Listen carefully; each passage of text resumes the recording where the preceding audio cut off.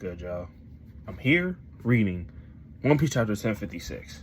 I am late to the party. I know it came out on Thursday. I skimmed through it, but I wanted to collect my thoughts first because, I'm still new to this, analyzing shit. So I had to collect my thoughts, give it a couple days to marinate in my mind, and now we're here talking about it. Pluton is in Wano.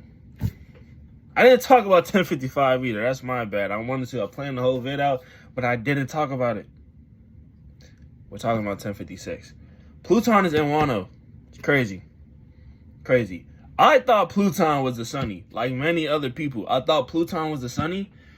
I also thought if Pluton wasn't the Sunny, I thought Frankie was going to be able to build Pluton because I thought he memorized the schematics or whatever.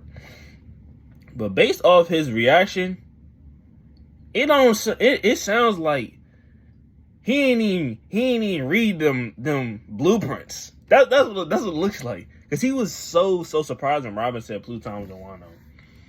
Not only is Pluton in Wano, there's a whole secret part of like it's so great. I love the development. I love the poneglyphs, and I love the ancient weapons, and I love that we don't know anything about them because every time an ancient weapon is introduced, they just say the ancient weapon is here, and they say it might be this person or it might be this, and that's it. It's always so speculative, and I love that. But one thing I did realize about the ancient weapons that I really wanted to talk about, that I thought of when I read 1055, but I really wanted to see Frankie's reaction to hearing that Pluton was in Wano. To say this, every time we hear about an ancient weapon, we also hear about destruction. Not just like the destruction of like, the Marines and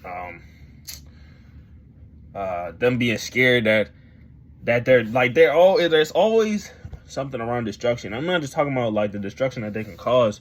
I'm talking about the destruction that you have to do to get the ancient weapon. Like Poseidon or what's the princess's name? The princess of Fishman Island. Like, you have to destroy the red line for like the Noah or whatever to come to the surface, or for the Fishman Island to like be connected or whatever. Like, it always has something to do with destruction. Always. And with Pluton, you like when Otis said and Momo said they wanted to break down the borders of Wano, you actually have to break down the mountains that surround Wano, and it'll actually be vulnerable to attack or to whatever. Like, people will be able to come to Wano.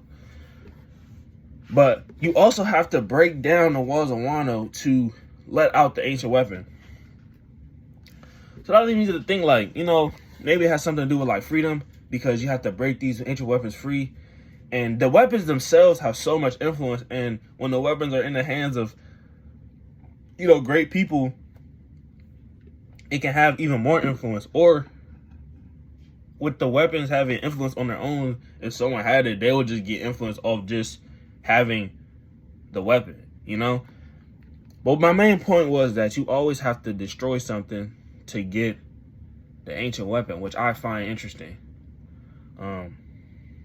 Like always. Which is very cool.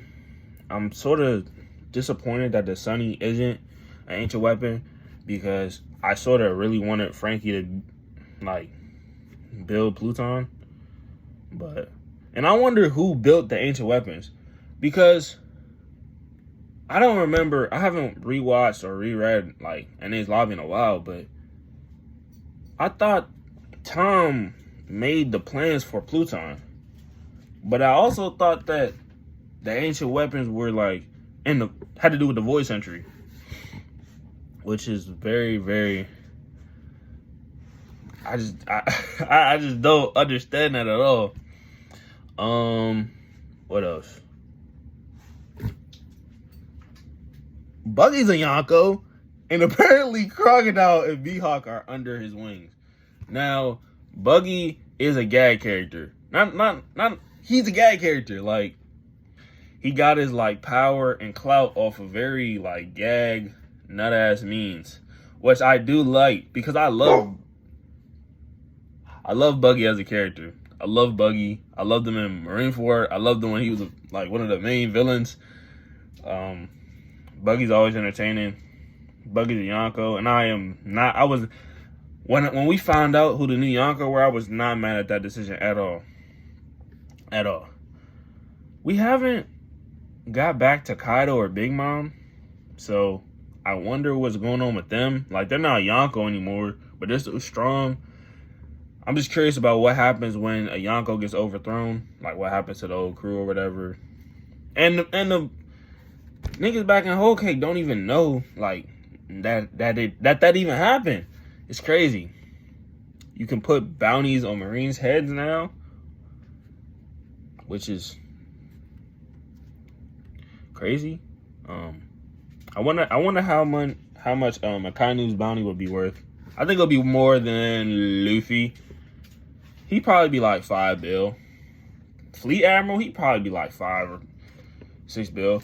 He probably wouldn't be more than Roger though. So shit.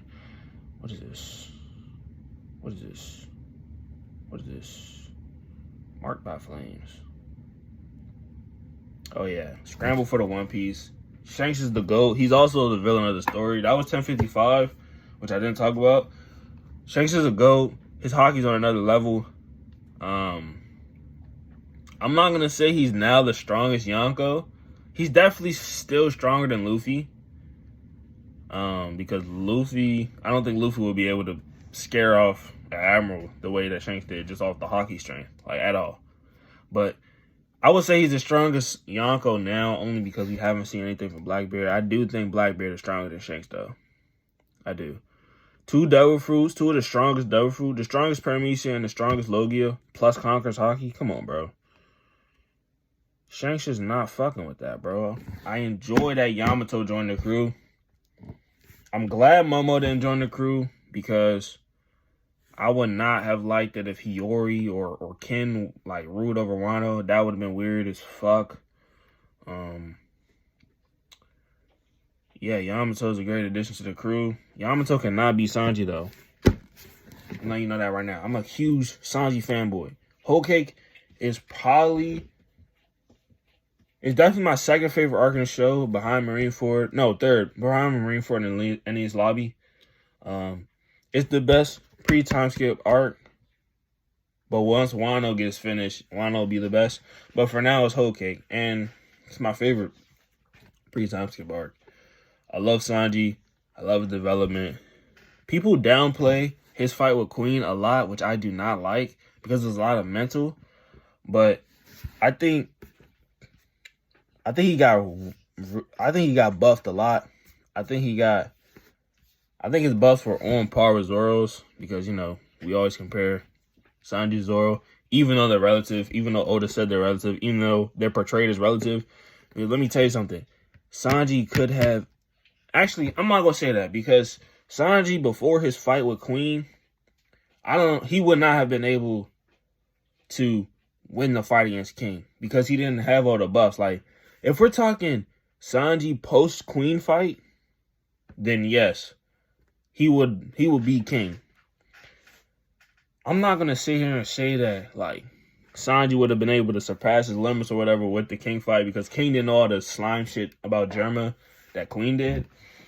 But Sanji post-Queen fight is beating King. Factual. I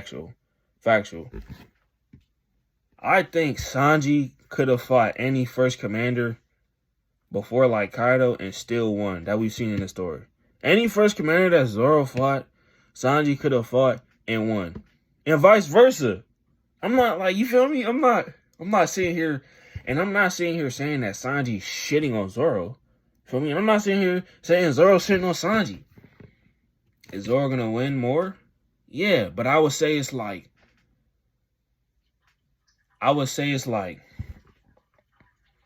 60-40, something like that.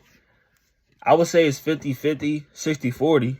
I wouldn't say it's like 70-30 though. Like, that's crazy. You feel me? That's very wild. So all in all, Buggy's the GOAT. Glad that Yamato joined the crew. Angel weapons are very cool. And yeah. I think that's all I have to say about this chapter. Thank y'all for listening.